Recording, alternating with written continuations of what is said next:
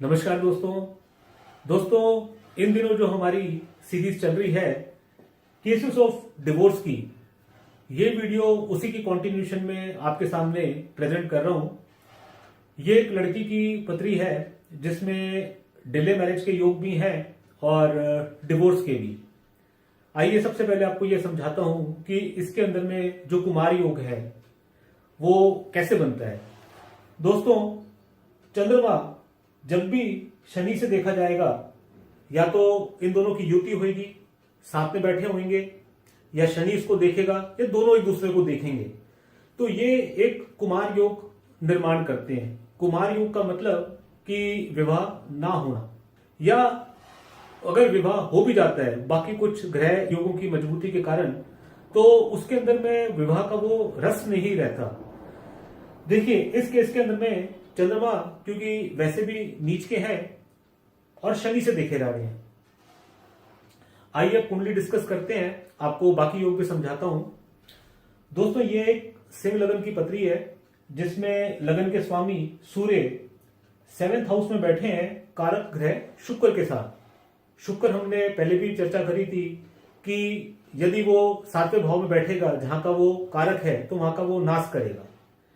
इस केस में शुक्र सूर्य के साथ में बैठे हैं जो कि एक दूसरे के शत्रु हैं। राशि पे गौर कीजिएगा, राशि है शनि की कुंभ राशि। साथ में ही शनि इनको दृष्टि भी देते हैं जो कि 6ठे भाव के कारक हैं। 6ठे भाव का रोल आ गया। अब दूसरे भाव की बात करें, यहां के स्वामी बुध 8वें भाव में बैठ गए जो कि इनकी नीच की राशि है मीन, और अपने प्रबल शत्रु मंगल से देखे जा रहे हैं। तो 2nd भाव के कारक बुध जो कि 11th भाव के कारक भी हैं 8म में बैठ गए और मंगल से दृष्टि ले रहे हैं, तो ये भी पीड़ित हो गए। अब बात करें 4th हाउस की, क्योंकि ये आपका घर है, परिवार है, आपका सुख है। यहां पे चंद्रमा नीच की राशि में बैठे हैं, शनि से देखे जा रहे हैं।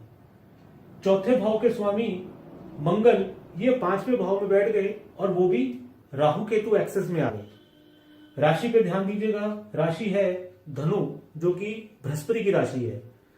हमने पहले भी चर्चा करी थी कि जब भी मंगल और बृहस्पति की युति होगी या ये एक दूसरे की राशियों में या नवांश में बैठे होंगे तो वो भी विवाह में कलेश दिखाएंगे। 5वें भाव के जो कारक हैं बृहस्पति, वो 6ठे भाव में बैठ गए जो कि विवाह के भी कारक हैं। ये इनकी नीच राशि है। बृहस्पति भी यहां पे पीड़ित हो गए। 7वां भाव पीड़ित है क्योंकि दोनों शत्रु राशि में बैठे हैं और शत्रु से ही देखे जा रहे हैं। 8वां भाव ये भी पीड़ित है क्योंकि बुध नीच के बैठे हुए हैं। दोस्तों, अब यही चीज आप चंद्र कुंडली से भी एनालाइज कीजिएगा। चंद्र कुंडली से 7वें भाव के स्वामी शुक्र है जो कि दोबारा पीड़ित हो गए शत्रु के साथ में बैठ करके।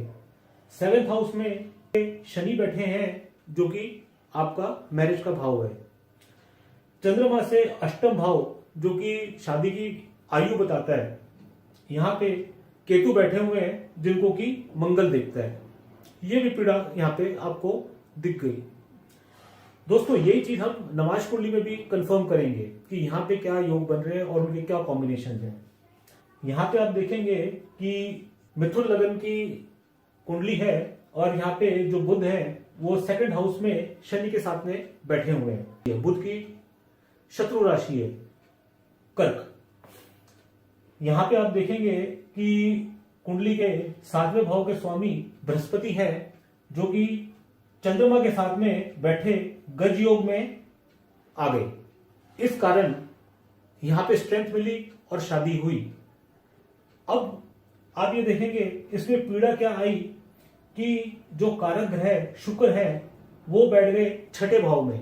6ठा भाव डिफरेंसेस ऑफ ओपिनियन बताता है, कलेश बताता है, कन्फ्रंटेशन बताता है, कॉन्ट्रडिक्शंस बताता है, विचारों का मतभेद दिखाता है।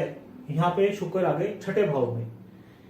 6ठे भाव के स्वामी मंगल से शुक्र भी देखे जा रहे हैं और मंगल से बृहस्पति भी देखे जा रहे हैं जो कि 7वें भाव के कारक हैं। इस कारण जब भी आप देखेंगे डिवोर्स के केसेस में 6th हाउस और कारक ग्रह मंगल इनका रोल आएगा। यहाँ पे भी आपने देखा मंगल जो है 8th हाउस को देख रहे हैं, और यहाँ पे भी जो है 6th हाउस के कारक होकर के 6th हाउस को भी देख रहे हैं, और दोनों कारक बृहस्पति और शुक्र को भी देख रहे हैं। दोस्तों ये केस एक डिले मैरिज का केस है, लेकिन डिले मैरिज होने के बावजूद भी वैवाहिक सुख नहीं मिल पाया, और बाद में जाकर के अलगाव हुआ और डिवोर्स हुआ। दोस्तों ये कुछ कॉम्बिनेशंस हैं जो पत्री में देखने बहुत जरूरी हैं, कि जिससे ये मालूम चले कि आगे लाइफ में आपके साथ में क्या होने की संभावना बन रही है। यदि ऐसे कोई कॉम्बिनेशंस आपकी पत्री में है तो उसको आप बिफोर हैंड रेमेडीज करके रोकथाम कीजिए, और जो ग्रहों के जो शांति पूजा, जो दान, जो उसके प्रायश्चित कर्म हैं उनको करवाइए, ताकि ग्रहों का कुप्रभाव कम हो जाए और जीवन में थोड़ी सुगमता, थोड़ी सरलता आ जाए। दोस्तों यदि आपको वीडियो अच्छा लगा तो इसको लाइक कीजिए, दोस्तों में शेयर कीजिए, और इसी चैनल पे सब्सक्राइब कीजिए। आगे के वीडियोस भी आपको अपडेट्स में मिलेंगे। यदि मुझसे आपको परामर्श लेने की आवश्यकता हो तो अपने नंबर्स आपसे शेयर कर रहा हूं, आप कभी भी मुझसे कॉन्टैक्ट